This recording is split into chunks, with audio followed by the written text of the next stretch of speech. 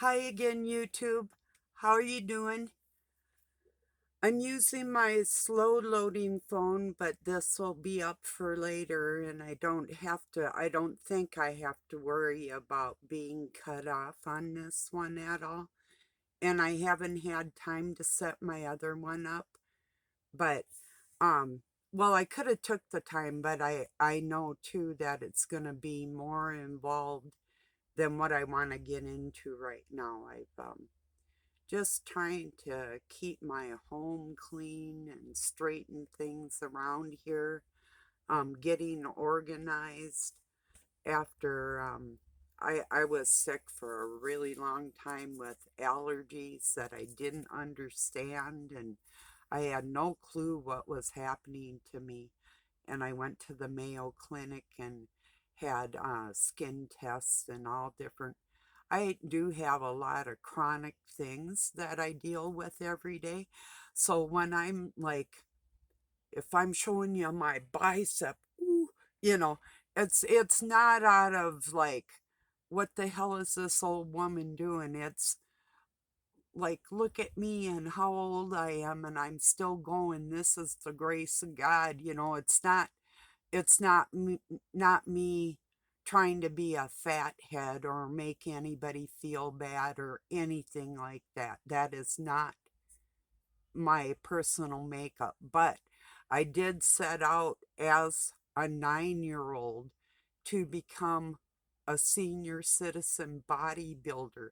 At 9 years old, I could do 10 reps of 80 pounds. And I probably weighed about 100 pounds or a little more, being that I was always tall and muscular.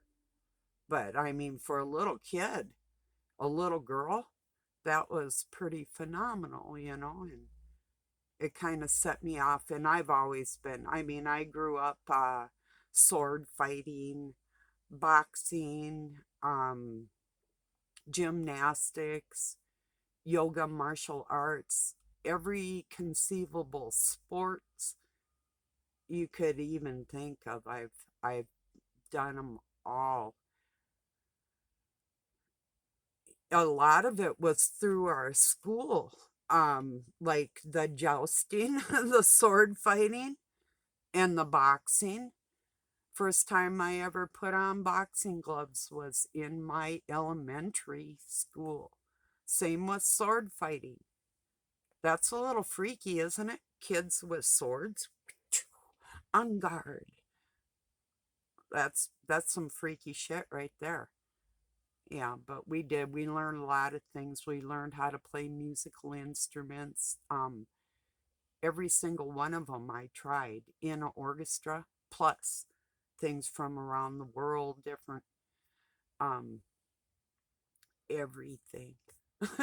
So we had some really extensive learning and training, languages and arts and different things that a lot of people dance, things that a lot of schools just now they've let them go because of the cost of the whole thing. But I wish and I hope they bring all the arts back into the school because um, what would the world be without our artists out there, Really. So, okay, I'll get to my topic here in a minute. I'm just kind of shooting the breeze right now, but I have a ulterior motive, a MO, a motor operandi, personal makeup. Yes, I'm clothed with the sun, you know, and that's really what I'm all about. That's all I'm all about is making friends with people that have God in their heart. I really don't have time for the other ones. That's what my topic is can jealousy ever be a good thing? And if so, when? And if not, what does it look like? Well, I'm saying in certain situations, I believe jealousy could be a good thing. Um, it says in the scriptures that God is a jealous God, that you'll have no other God before him. Um, well, that would indicate that there really is no other God, you know, just a moment. Or the one and only, no matter who says what.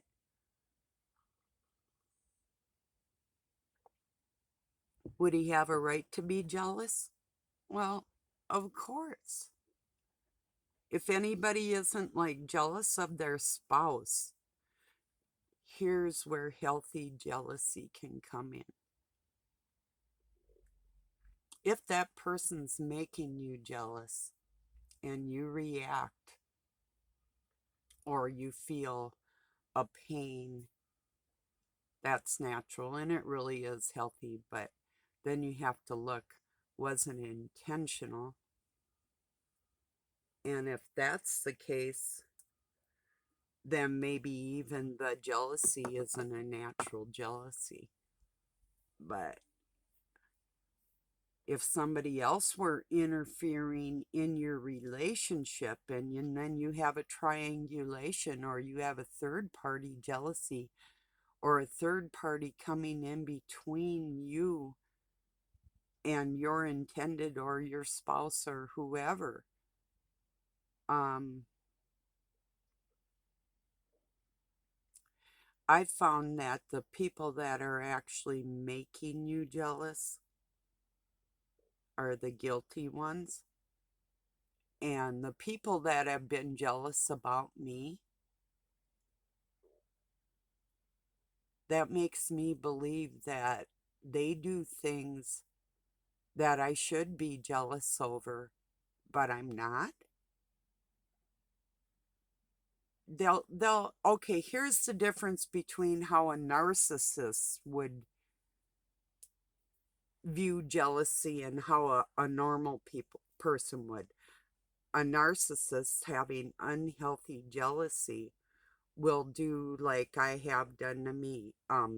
Everything that Doug can do to possibly stop me from getting on here.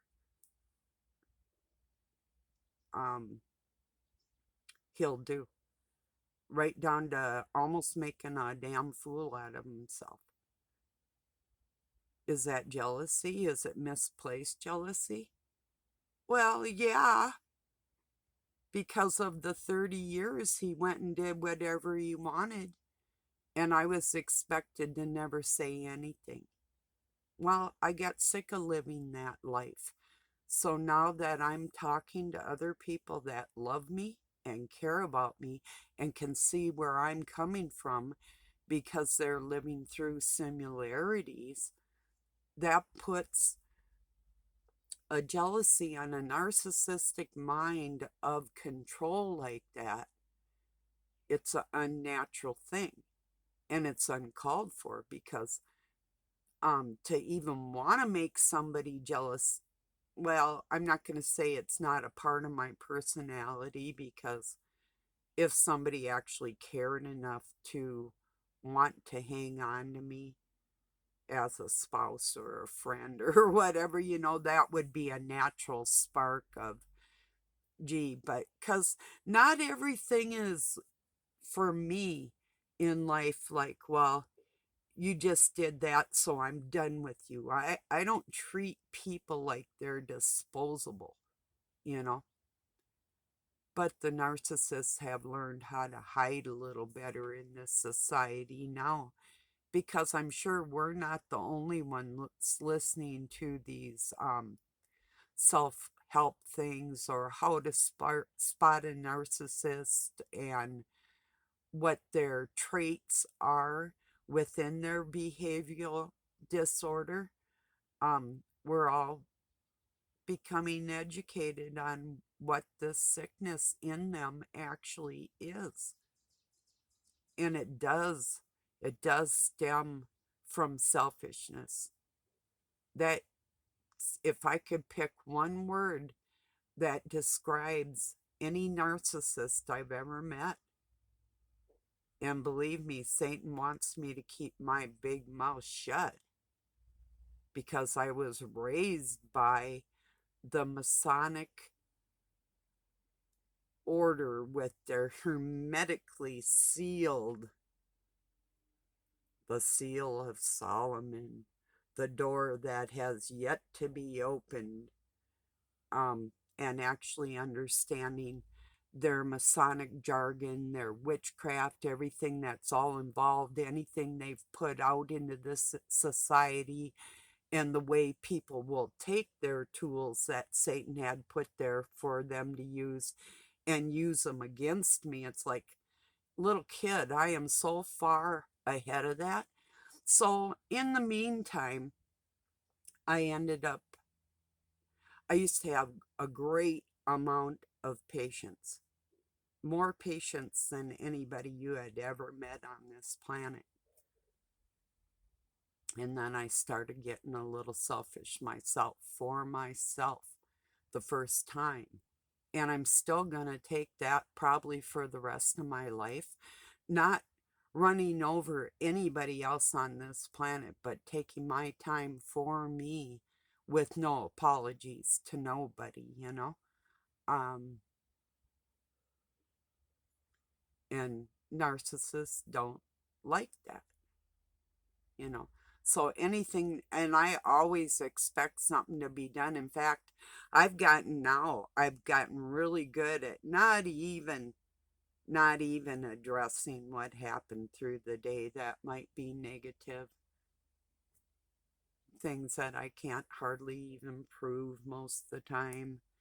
Only to those of you that have lived through it too, then you know what those type of like shenanigans or a low vibe disguised as a happy one or whatever they do, those little tricks that they've nurtured through the generations, and their families all play them, you know, or they watch them play them, and it's like, oh, isn't that cute? Our little Sally just learned how to shake her ass and make money for it, you know, whatever. I'm just, you know, whatever. Or Mr. Cock of the Walk gets up there and he's all whatever, and everybody's fawning over him. Get out of here. You know, I think you get what I'm saying. There's so there's such a distinct difference between the two different personalities, and I do see them as only two, just like the genders, you know. So just the way it is. You know, of course, you have a little variations here and there, and the same with the genders, but still the chromosomes speak to who those people are. And that's really the base of a narcissist. And we have choices on this planet to either overlook what those narcissists are doing or find out every bad thing that we can say and articulate it to other people. It's like, look, I notice that they do this or they do that. They'll try and sleep deprive you. That is a huge one. If they can upset you and even wreck your meal, I mean, this is a typical one that I have noticed. It's the meal times with a narcissist, and I rarely share my meal. I eat once a day, and I never, ever, usually break bread with another human being, and haven't for a very long time. Well, once in a while.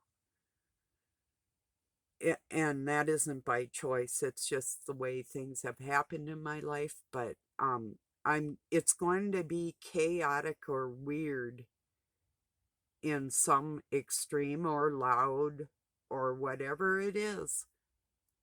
There'll be an unnatural element. And what their game is to make you feel like you are not worthy to take a bite of food, when they know in all reality that they're the ones that are not worthy to take that bite of food. But it is a game these people play. And during your meal is a major time when you'll get an attack. Right before you want to go to sleep at night is another time. People have mentioned too, in the car when you're going somewhere to do something together with these people, out of the public eye, they are the nastiest creatures. Doug's toned it down on his nasty thing because it was about, oh, maybe a month ago, and I was getting pushed. Could not stand anymore. Cannot remember what he called me, but it was something. And I grabbed him by his shirt and I was like, ugh, ugh, ugh. I pushed him across the floor and I just was like, I had to walk away. I was so close, so close, so close. Whew. It was one of them God help me moments, you know. And I've had this guy actually put his hands on me and jump on me and do physical things. And um, if I ever have, which I've retaliated, but never hurt him. But if I chose to hurt him, just like he has hurt me, I would probably break something. So I had totally walk away from that. And this was right after I had been letting him back in my room, my space, my quiet place, because without permission he's not allowed around me, not even to talk to me. That's my rules, my life, or I'm out of here. I don't care. That's the way that is. Because when you try with somebody for 3 decades out of your life and you've been around it before and you've worked caring for people all your life, it does get sickening. It's putrid. And when you run across people that actually truly care, you might not even recognize them because people are so good at putting on masks. And we do have to test the spirit of everybody we're around because human contact is contagious. Whatever we're around, that does go into us, you know, whether we want it there or not. But a part of that human being, their aura, in our aura, is a connection, you know. So being careful of that and who we do trust with our souls. This isn't a game. This is us and God and God's people, you know. This is trying to come together with hearts instead of just the cold minds that are out on this planet that most people display. Being cold-hearted and distant has become an art form. And there's only one reason for that. Why would anybody want to be distant from what a description of God would be? We know. Sad as it is, they are being controlled by the satanic force. And their ears are open to it. We don't hear it. We can feel it when it comes on them. You can feel it. There's a low pressure, a physical pressure that will come off the strongest of these. It's undescribable. You know, it's gross. It really is. I'm so sick of this out of these people. So I can't say that my life hasn't gotten a little more peaceful around here, but I don't see that it's by um Could be a miracle of God, but I don't see that it's totally the grace of God. I see it as the satanic laying low for the next strike like a snake in the grass. And I'm not going to see it any other way until I feel it change. When I feel it change, I'll know it. It'll be so obvious to me. And I told Doug that, you know, if I ever change my mind on that one, I'll let you know. You'll be the first one to know, you know. But other than that, I don't trust them. No, not with my soul. Anyway, uh-uh. For me to trust somebody with my feelings and my soul, it's a pretty big deal. So if I put you in that area, I hope you honor and respect that, because coming from me, you just delivered the the feet of God. you defeated my soul for God in that area. So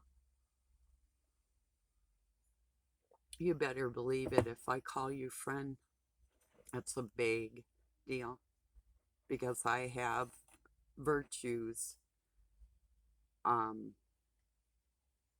and a strong moral standing that very few people can even be around me and deal with it.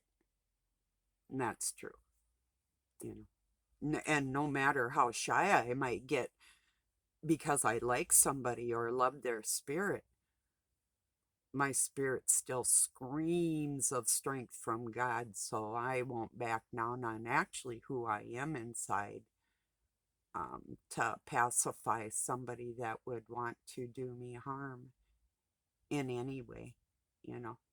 But it's not that I fear these creatures that would do evil towards me, because on a daily basis, even if it's the smallest way, which lately it has been smaller than usual, but it's still there and I still detect it, you know.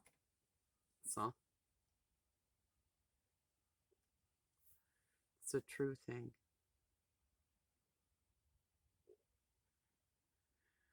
So yeah, I've been being kind of watched lately, and it's like Doug has things to do. He'll do some running, then he comes home, he gets tired, and I know, and he's struggling with his own health issues too. But he really does use that as an excuse to just I so I don't have a minute, not even a minute to think my own thoughts, because I have to take that and tell him no. I've actually learned how to say no. He's like, "Can you talk?" And I'm like, "Yeah, of course." You mean, will I listen? That's a whole nother thing, you know. Or I'll listen for a minute. You got a minute on my time. People that are narcissistic, if you have to deal with them, um, I would suggest limiting your time with them. Call it like a 3-minute rule.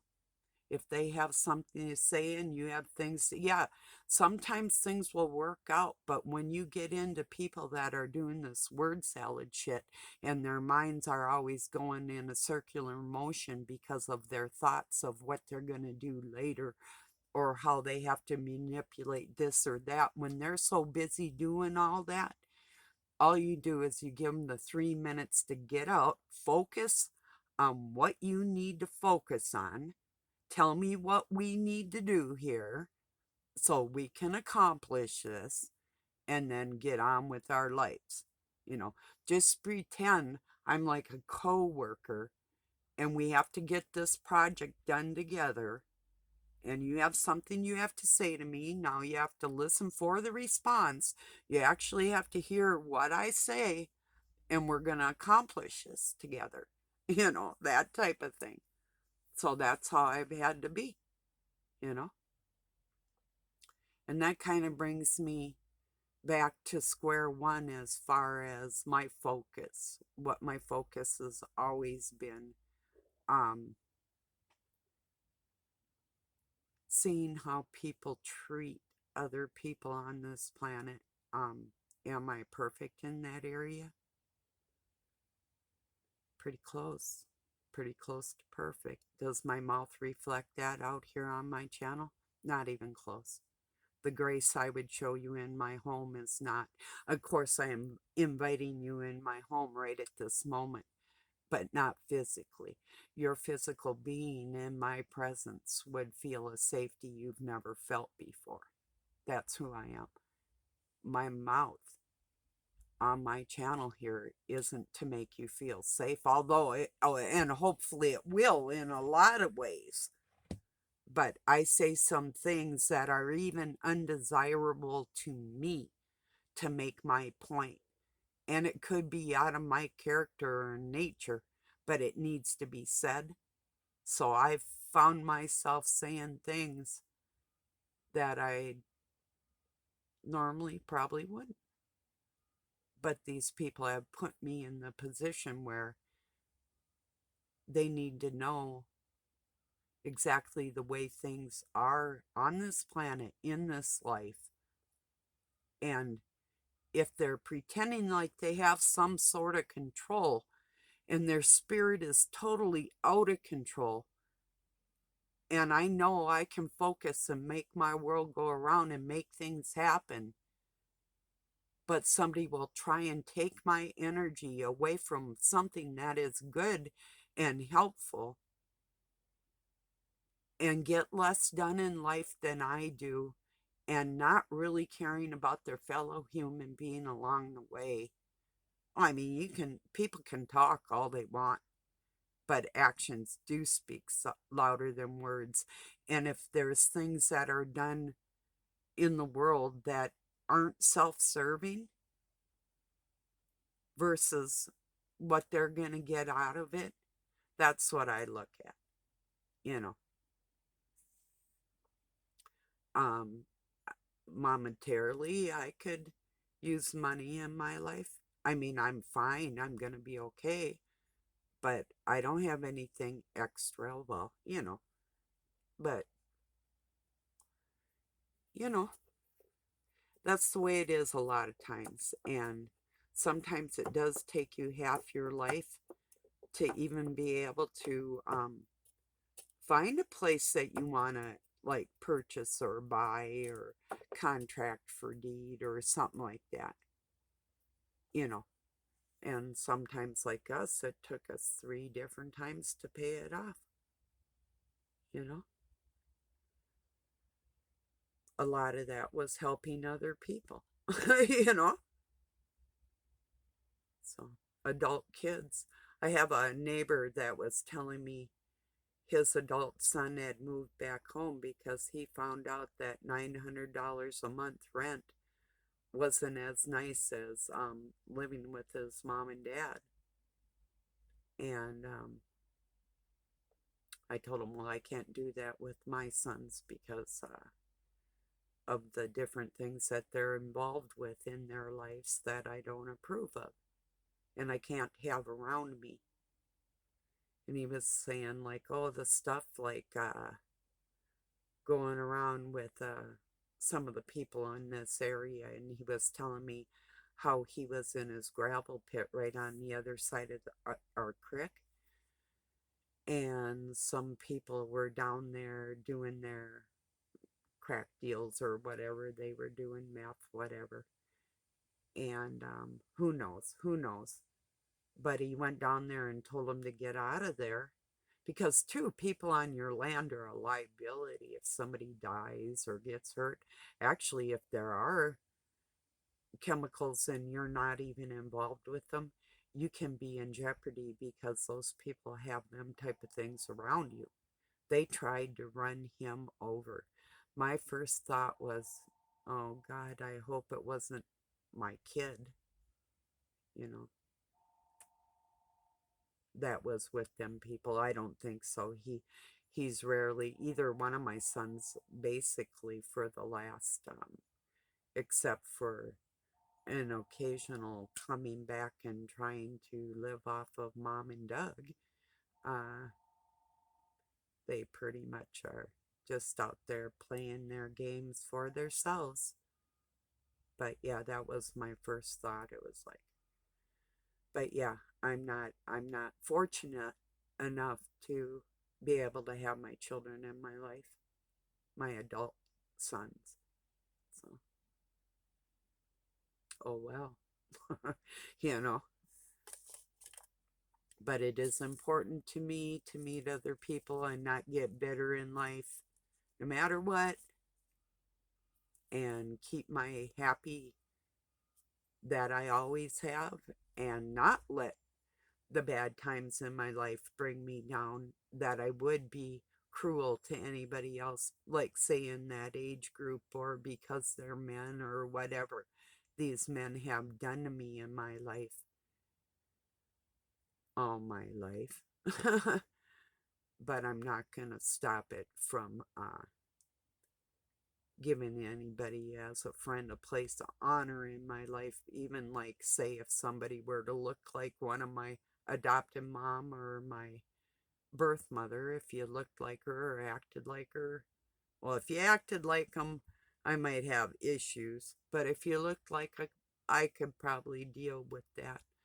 But you see what I'm saying?